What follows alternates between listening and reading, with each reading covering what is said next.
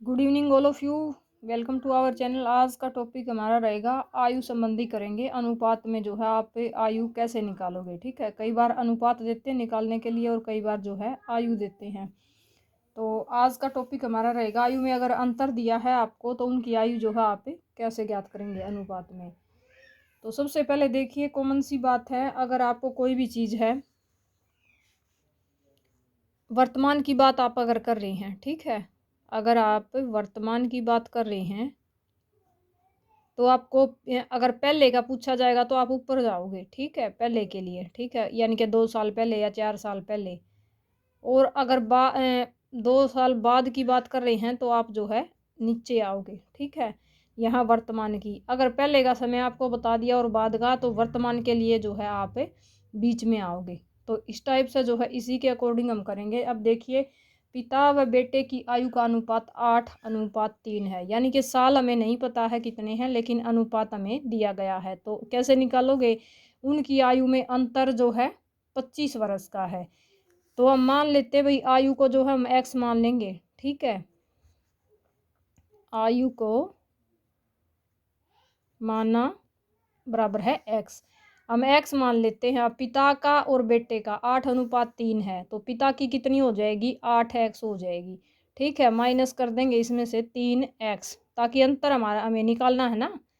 तो अंतर के लिए आप सभी को पता है, छोटी छोटी चीज़ें हैं, अंतर के लिए हम इसको घटा देंगे। अब पिता की जो है 8x होगी और बेटे की जो है 3x होगी। किसके बराबर है दोनों, 25 वर्ष का इनका अंतर है। ठीक है, इनका अंतर कितना है दोनों का, 25x। अब 8x में से 3x घटाएंगे तो 5x बराबर है 25 के, और x बराबर है 25/5, 5×5 = 25। तो x बराबर जो है 5 वर्ष जो है आ जाएगा x की वैल्यू। अब x की वैल्यू अगर 5 आ गई तो पॉसिबल है हम दोनों की आयु जो है निकाल सकते हैं इसी के अकॉर्डिंग। ठीक है, अब देखिए 8:, ये है पिता की, यहाँ लिख देते हैं। पिता की आयु है 8:, और बेटे की यानी कि कम होगी, तो वैसे नाम भी लिखा आगे पिता है, तो 8:, पिता के लिए और बेटे के लिए 3 है। ठीक है, अब 5 वर्ष जो है एक्स की वैल्यू निकली है, तो 8x है। तो इसको जो है 5 से आप गुणा करोगे तो कितना हो जाएगा, 5×8 = 40, और इसको भी 5 से करोगे, ये कितना हो जाएगा, 15 वर्ष। ठीक है, अब इनका डिफरेंस भी आप देख सकते हैं, इनका डिफरेंस कितना है, 25 वर्ष का, जो इसने बताया है। ठीक है, 40 में से अगर 15 घटाओगे, 40 घटा 15 बराबर है 25। तो इसका मतलब जो है बिल्कुल ठीक है। अब उसने पूछा है तो उनकी आयु ज्ञात कीजिए। तो आयु हमने ज्ञात कर ली, पिता की कितनी होगी, 40 वर्ष, पिता की आयु। एक की भी पूछ सकता है, पिता की होगी 40 वर्ष और बेटे की होगी, बेटे की आयु होगी 15 वर्ष। दोनों की अगर पूछे तो दोनों की होगी, यही इसका आंसर रहेगा। ठीक है, अब इसको हम काटेंगे अगेन, इसको अनुपात में अगर करेंगे तो 5×8 = 40 और 5×3 = 15। ठीक है, अगेन जो है ये 8:3 में आ जाएगी, और जो 25 का अंतर दिया गया, इसका मतलब हमारा सवाल जो है बिल्कुल राइट है। तो यहाँ क्या हो गया, अब पिता की आयु जो है, अगर यहाँ सपोज करो आप 1 वर्ष पहले पूछ ले, तो 1 वर्ष पहले ऊपर आप जाओगे, यानी कि 40 जो है वर्तमान की उसकी आई है। अगर पहले आप पूछे कोई तो 39 वर्ष हो जाएगी, 40 में से एक आप कम कर दोगे। अगर बाद की पूछे, अब कह दे पिता की 1 वर्ष पहले की और बेटे की 1 वर्ष बाद की, और तो पिता की 39 हो जाएगी और बेटे की जो है 16 वर्ष हो जाएगी, क्योंकि बाद की पूछी है। तो वर्तमान की दोनों की जो है कितनी है, पिता की जो है 40 है और बेटे की जो है 15 वर्ष है। ठीक है, तो इस टाइप से एक एग्जांपल हम और देखेंगे ताकि अच्छे से आपको क्लियर हो जाए। वीडियो अच्छी लगे तो प्लीज़ लाइक और शेयर ज़रूर करें।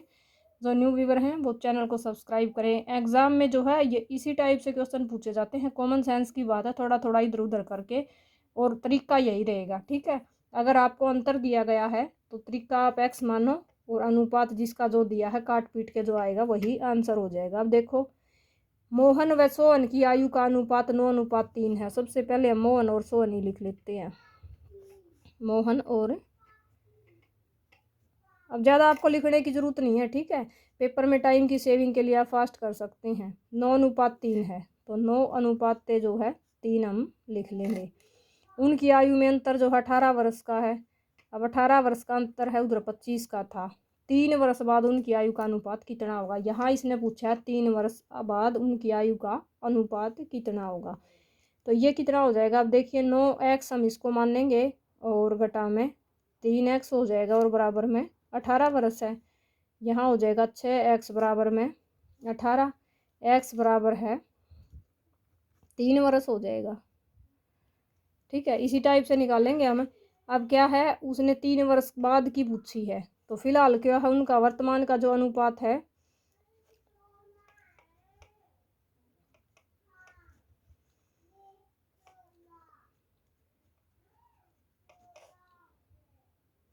9:3 है। अब 3 है, अगर वर्ष पूछता तो हम क्या करें, 3 हमारी जो है x की वैल्यू निकल गई, तो 9 इसको 3 से गुणा करेंगे और इधर भी 3 के 9 27 और अनुपात 9, ठीक है। अब 3 वर्ष से उनकी आयु 18 वर्ष का अंतर है। 3 वर्ष बाद उनकी आयु का अनुपात क्या होगा। अब 3 वर्ष बाद पूछ रहा है, तो यह क्या हो जाएगा, यहाँ जो है 30 हो जाएगा, क्योंकि बाद के लिए आपको बताया था नीचे जाएंगे और पहले के लिए ऊपर जाएंगे, ठीक है। यहाँ पहले आएगा और यहाँ जो है बाद में आएगा, क्योंकि हम ऐड करेंगे इसको। तो 27 में जो है 3 आप ऐड कर दोगे +3 और इधर भी +3, तो 30:12 जो है उनकी आयु का अनुपात रहेगा। अब 2 से ये जो है दोनों कट जाएंगे, 2 15 और 2 6, फिर 3 से कट जाएंगे, 3 पंजे 15 और 3 दूनी 6, तो 5:2 जो है। अब इसने क्या पूछा है, 3 वर्ष बाद उनकी आयु का अनुपात कितना होगा, तो यही जो है उसका आंसर रहेगा, क्योंकि वर्ष में उसने नहीं पूछा है, आयु का अनुपात पूछा है। तो आयु का अनुपात जो है 5:2 रहेगा, यही इसका राइट आंसर है। आई थिंक आपको क्लियर हो गया होगा। अगर वर्ष पूछता तो यहाँ कितने हो जाते, 30 वर्ष और 9 और 3 12 वर्ष, ठीक है। लेकिन इसने अनुपात पूछा, तो इसको आप जो है काट के और अनुपात इसका निकाल दो। अगर सपोज करो आप पहले का भी पूछ लेता, तो यहाँ क्या हो जाता 24 वर्ष और इसमें से लेस कर दोगे आप 6, ठीक है। अब ये कटेंगे 6 एकम 6 और 6 चौके 24, 4:1 जो है पहले का होता। तो इसी टाइप से जो है थोड़ा सा इधर उधर करके घुमा फिरा के यहीं से पूछा जाता है। छोटा सा टॉपिक है, लेकिन हर एग्जाम में जो है ज़रूर 1 नंबर का क्वेश्चन यहाँ से 1-2 नंबर का ज़रूर पूछा जाता है। Thank you for watching. Video अच्छी लगे तो प्लीज़ लाइक और शेयर ज़रूर करें। जो न्यू व्यूवर है वो चैनल को सब्सक्राइब करें। Have a nice day.